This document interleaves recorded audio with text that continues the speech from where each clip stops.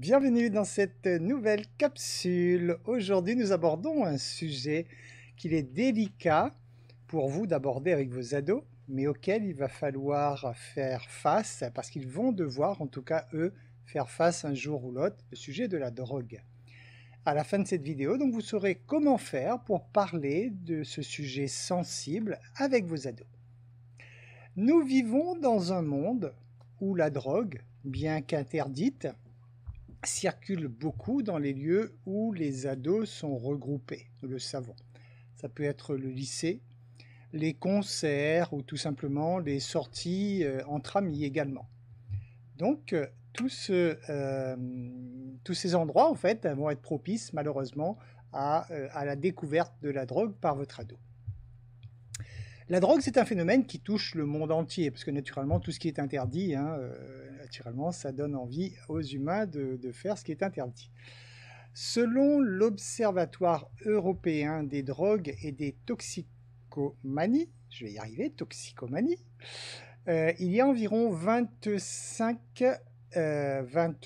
excusez-moi, 26%, bon 25-26, mais ça fait un paquet de monde en plus quand même, 26% des jeunes entre 15 et 24 ans en France, en fait, qui ont eu au moins une fois à expérimenter la drogue dans leur vie. Alors les drogues sont souvent considérées, en fait, pour les ados, comme un moyen de se rebeller contre leurs parents et contre la société. Voilà, donc c'est, je dirais, c'est un moyen qui donne la force aux ados de pouvoir contrer les gens qui ne sont pas comme eux en fait. Parce que je vous rappelle que le principe de l'adolescence, c'est qu'il s'agit de jeunes qui sont en train de devenir adultes et donc qui doivent s'affirmer. Ils doivent avoir leur propre identité, ils doivent avoir leur propre façon de penser, leur propre façon de faire. Et c'est pour ça qu'à cette période de leur vie, ils vont être complètement en opposition avec les parents. Autant que lorsqu'ils sont plus jeunes, ils vont observer et admirer les parents, autant que pendant l'adolescence, tout ce que disent les parents, en fait, ils sont complètement en opposition parce qu'ils veulent montrer justement qu'ils existent et qu'ils ont le droit de penser et d'agir à leur façon. Alors, malheureusement, vous le savez, les drogues sont très nocives et ça peut amener des dépendances, voire des graves problèmes de santé. Ça, je ne vous apprends rien là-dessus. Alors, si jamais vous avez déjà été confronté à cette situation de vivre cette période avec des ados, peut-être que vous avez cherché à mettre votre ado en garde en lui disant que ce n'est pas bien de se droguer. Ça, c'est pas bien, il ne faut pas faire ça. Peut-être que vous avez tenté également de lui faire comprendre que vous ne tolérerez pas la consommation de drogue sous votre toit et que si jamais ça arrivait, il va y avoir de graves conséquences pour l'ado. Alors c'est bien tout ça, c'est la mise en garde, c'est presque des menaces, ok, d'accord. Alors il va sans dire que si vous-même vous consommez de la drogue, vous comprenez bien déjà que tout ce que vous cherchez à faire à ce moment-là ne sert strictement à rien. Parce que votre ado ne va pas écouter vos paroles, mais va déjà vous observer vous, bien sûr. Donc, déjà, donc soyez conscient de ça. Si vous consommez vous-même de la drogue, vous n'allez pas pouvoir imposer à votre enfant de ne pas le faire, parce que là, il va vraiment comprendre que vous fichez vraiment de lui. Par expérience, nous savons que des interdits associés à des punitions, ce n'est pas non plus la meilleure façon en fait d'éduquer les enfants. Pourquoi? Tout simplement, c'est que lorsque vous cherchez à imposer votre pouvoir parental sur votre ado, vous réveillez son ego. Parce que à ce moment-là, vous êtes en train de le positionner dans une situation, dans une position dominée. Vous savez, le fameux dominant-dominé de l'ego. Donc, lorsque vous voulez montrer à votre ego que vous êtes supérieur, automatiquement, donc lui va être inférieur. Et la seule chose dont il va vouloir, c'est prendre sa revanche et tout faire pour se repositionner en position donc dominante. Donc la meilleure façon, j'ai envie de dire, de blesser votre ado et de faire qu'il soit constamment en colère contre vous, c'est de chercher à lui imposer des choses. Alors, est-ce que ça veut dire qu'il faut également, dans ce cas, laisser l'ado tout faire? Non, bien sûr. Comment donc s'y prendre pour trouver le bon équilibre? En fait, la solution consiste, comme toujours, à permettre à l'ado de prendre conscience des conséquences avant qu'il ne fasse l'expérience. Alors, je vous explique comment ça fonctionne. L'être humain, en fait, est attiré de façon naturelle par le plaisir. Donc l'être humain, de façon naturelle, va toujours chercher des solutions pour avoir davantage de plaisir. Donc si jamais vous ne parlez pas du sujet de la drogue avant que vos ados aient le temps d'être en contact avec la drogue, ce qui veut dire donc que vous devez faire ça en amont. Si jamais vous ne le faites pas, le jour où votre ado va découvrir la drogue avec X, qu'importe avec qui, à ce moment-là, on va lui faire découvrir le côté plaisir de la drogue. Donc de faire qu'il va associer que drogue égale plaisir. Vous comprenez donc pourquoi les gens deviennent facilement dépendants d'une source de plaisir, parce qu'effectivement, de façon naturelle, l'être humain est attiré par ça. Le but est vraiment que vous puissiez, en amont, faire prendre conscience à votre ado de toute la souffrance de la drogue. C'est-à-dire que lorsque dans son inconscient, même dans sa mémoire, il aura associé que drogue égale souffrance, à ce moment-là, lorsqu'il sera confronté au problème de la drogue, il ne va pas du tout se laisser tenter parce qu'il saura déjà en fait que ça ne va conduire qu'à de la souffrance.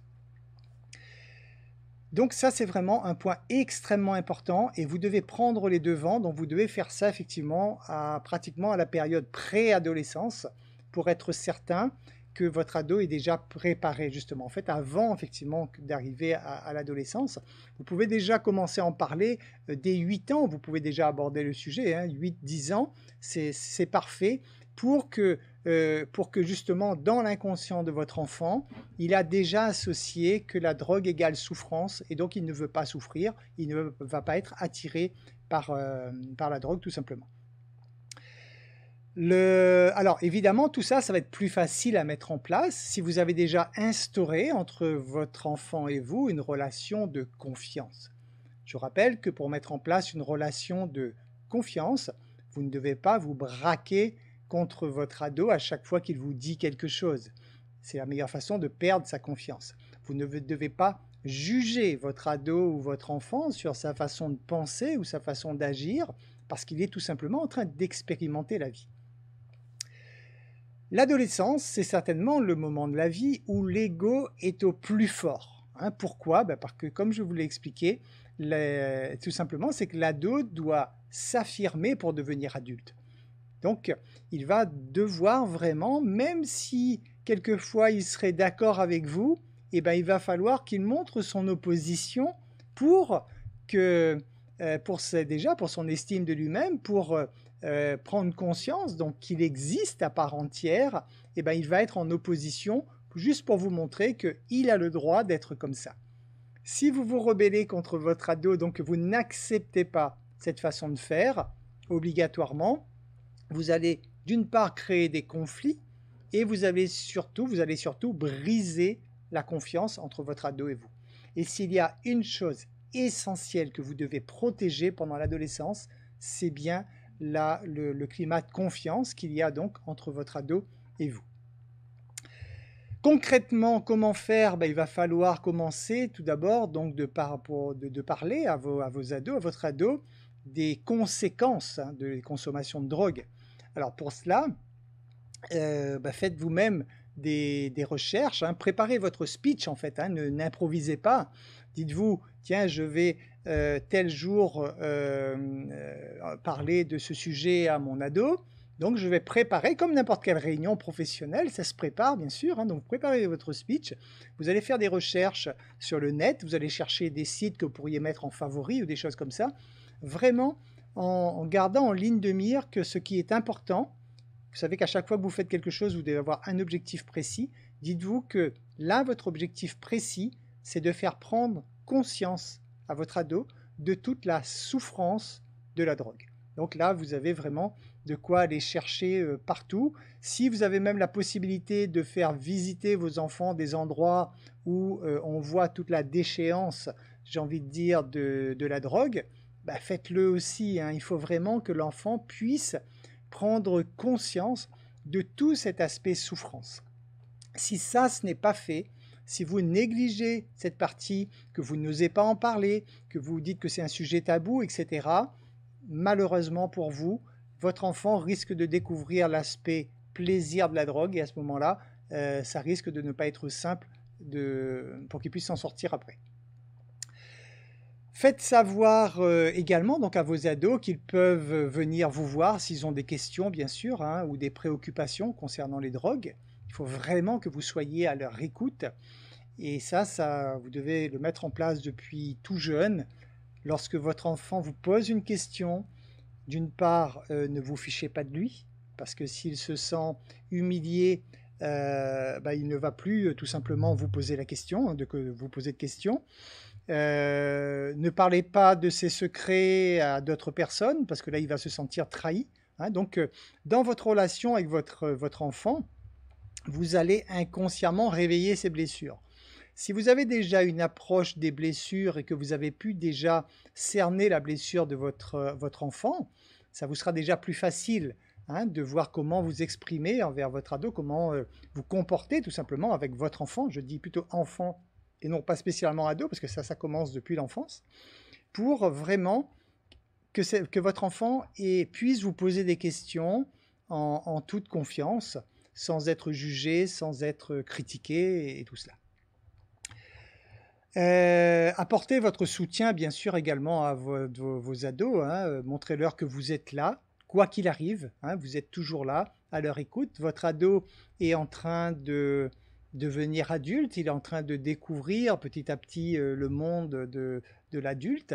Et donc, il a beaucoup de questions. Il se pose beaucoup de questions dans cette période-là. S'il n'y a pas de climat de confiance entre les parents, malheureusement, il va aller chercher ses réponses ailleurs. Et là, il risque d'avoir effectivement des réponses qui ne correspondent pas vraiment à ce qu'il devrait entendre. Donc, je répète, la relation de confiance est vraiment essentielle pendant la période de l'adolescence. C'est vraiment quelque chose que vous devez vraiment vous concentrer dessus. Alors, si vous voulez mettre en place une éducation à travers laquelle vous voulez prouver à votre ado que c'est vous le chef à la maison, eh bien, vous courez le risque, malheureusement, que votre ado fasse tout l'inverse, mais 100% l'inverse de ce que vous allez lui demander. Parce que, une fois de plus, en faisant cela, vous le mettez dans une situation où il est dominé et son ego ne va pas du tout aimer ça. Dernier point, je termine, c'est ce que je dis toujours sur l'éducation, bien sûr, responsabilisez votre ado, bien sûr, essentiel, c'est-à-dire laissez à votre ado un maximum de liberté, assorti de conséquences à subir, c'est-à-dire assorti d'un prix à payer. Et à ce moment-là, cette façon de faire, naturellement, elle est valable dans la mesure où sa sécurité n'est pas engagée. Il est évident que là, par exemple, concernant le sujet de la drogue, vous ne pouvez pas dire à votre enfant « vas-y, drogue-toi, tu vas voir ce que ça fait », parce que là, sa sécurité est engagée. Donc, hormis le cas où sa sécurité est engagée, mais dans tous les autres cas, laissez toujours votre ado et votre enfant, de façon générale, la liberté maximale possible, mais en prévenant systématiquement votre ado ou votre enfant. Tu as le droit de faire cela. Par contre, voilà le prix que tu devras payer, parce que dans la vie, il y a toujours un prix à payer pour tout. Donc voilà le prix que tu devras payer. Tu as envie de payer ce prix? Vas-y, fais-le. Et à ce moment-là, votre enfant, si le prix à payer a été vraiment douloureux, il ne va plus recommencer tout simplement parce qu'instinctivement, justement, l'être humain n'est pas attiré par la douleur. Donc votre ado ne le fera plus. Vous n'aurez pas eu à crier, vous n'aurez pas eu à le répéter 50 000 fois, et votre ado, en même temps, vous le responsabilisez. Parce que lorsqu'il a à subir une douleur et qu'il a été prévenu par vous à l'avance, il ne peut donc s'en prendre qu'à lui-même. Il ne peut pas dire que c'est de votre faute, que vous faites tout pour lui pourrir la vie, etc. Parce que la seule responsabilité, c'est la sienne. C'est lui qui a pris la décision en connaissance de cause. Donc c'est à lui d'assumer les responsabilités de ses actes. Ça, c'est la partie vraiment la plus difficile pour les parents. Parce que les parents, comme on dit avec le cœur tendre, souvent se disent « Bon, allez, pour cette fois, ça va, mais la prochaine fois, attention. » Non, quand vous avez mis une règle en place, il faut absolument que vous soyez ferme là-dessus, intransigeant. Il faut vraiment que la règle soit respectée jusqu'au bout. Sinon, ce que vous faites non seulement ne sert à rien là, dans le moment présent, mais en plus, vous êtes complètement décrédibilisé par rapport à votre ado qui ne vous croit plus après, hein, qui vous dit oui d'accord, vous êtes papa ou maman en train de me dire ça, mais en fait ils ne vont pas l'appliquer, donc je m'en fiche. Voilà, donc c'est à vous d'être très ferme là-dessus.